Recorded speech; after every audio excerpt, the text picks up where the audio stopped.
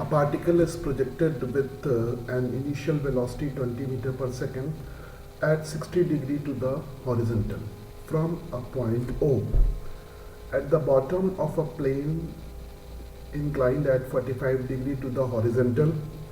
The particle hits the plane again at point O, where OA is the line of greatest slope.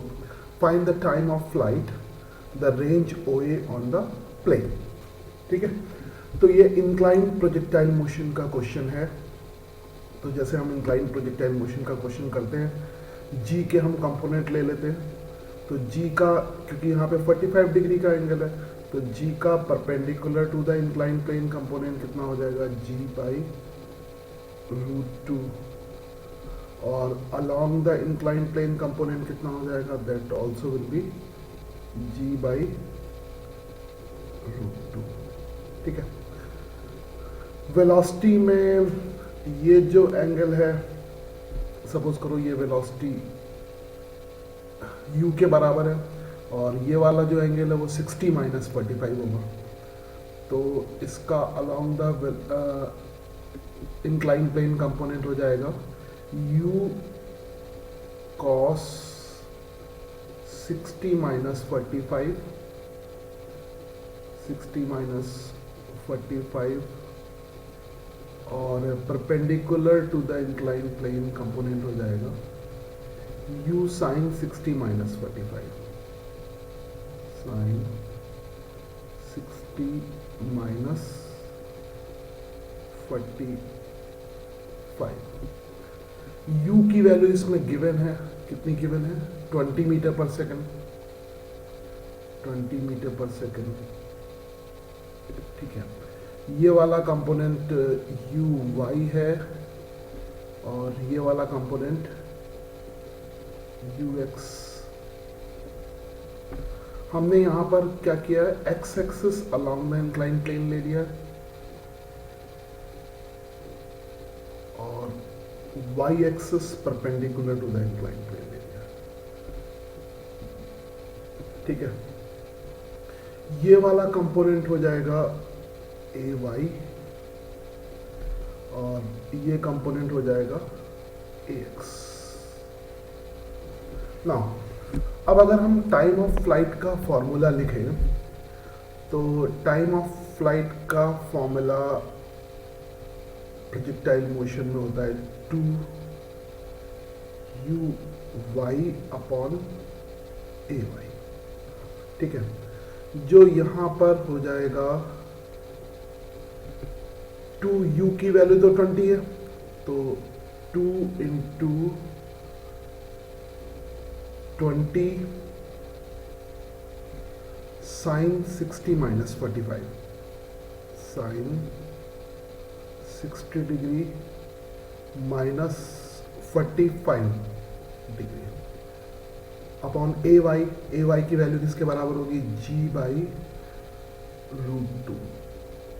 ठीक है. अब इसको हम थोड़ा सा सॉल्व कर लेंगे. यहाँ पे 40 आ जाएगा,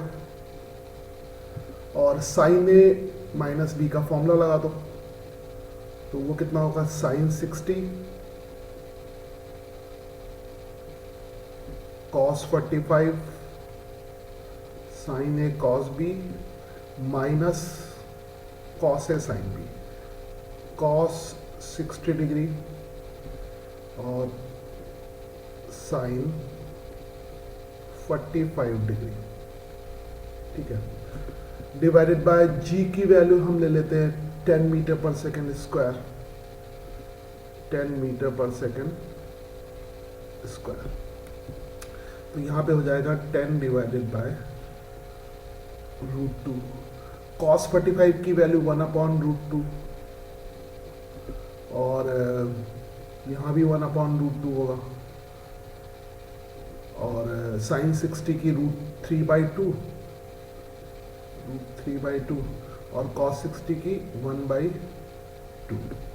तो ये सब सॉल्व कर ले थोड़ा सा, तो ये 10 ये तो कैंसिल हो जाएगा, तो यहाँ पर आएगा 4√2.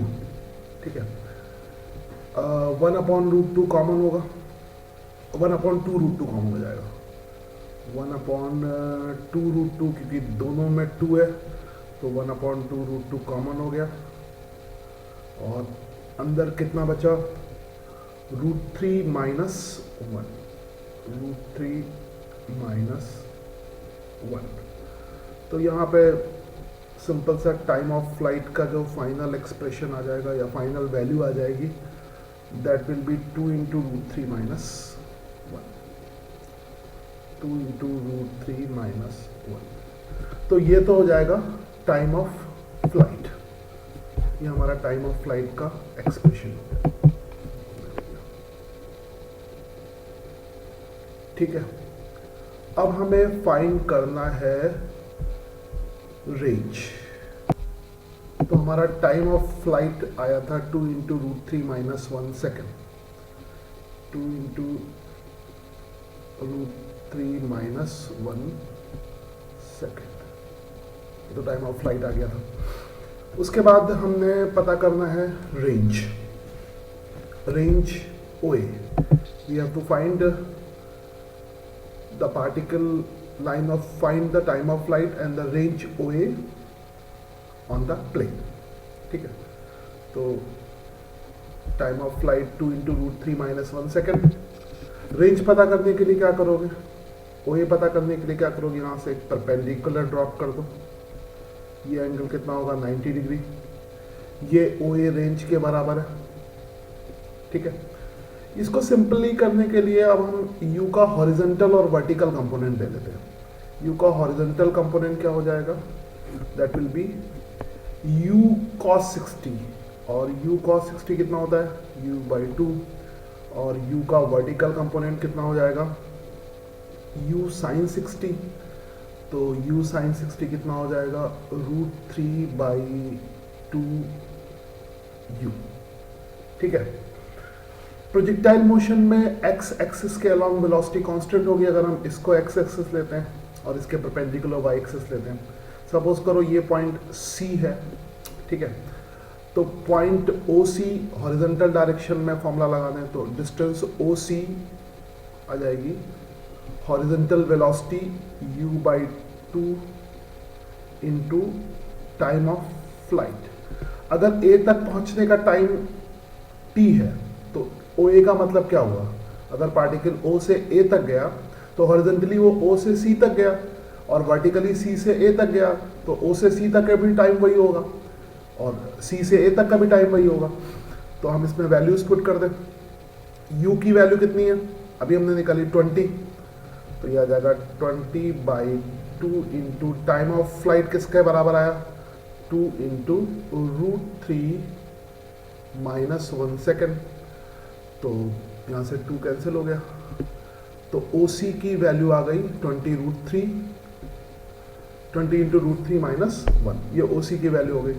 अब हमें क्या फाइंड करना है, रेंज। तो बस सिंपली फाइंड कर सकते हैं। रेंज फाइंड करने के लिए क्या करोगे, सिंपल लगा लो cos 45 degree, cos 45 degree is equal to क्या हो जाएगा, बेस कितना OC अपॉन हाइपोटेन्यूज किसके बराबर हो जाएगा OA या रेंज R। ठीक है, इसकी वैल्यू पुट कर दो cos 45 की 1/√2 इज इक्वल टू क्या आ जाएगा, that will be OC upon R। तो R की वैल्यू कितनी हो जाएगी √2 टाइम्स ऑफ OC। ठीक है, और √2 टाइम्स ऑफ OC, और OC की वैल्यू कितनी है, OC की वैल्यू है 20 √3 माइनस 1, इसको पुट करो, दैट इज 20 इंटू √3 माइनस 1, तो √2 को अंदर भेज दो, तो आएगा 20 इंटू √6 माइनस √2 मीटर। तो ये हमारा फाइनल एक्सप्रेशन हो जाएगा रेंज का। This is our range.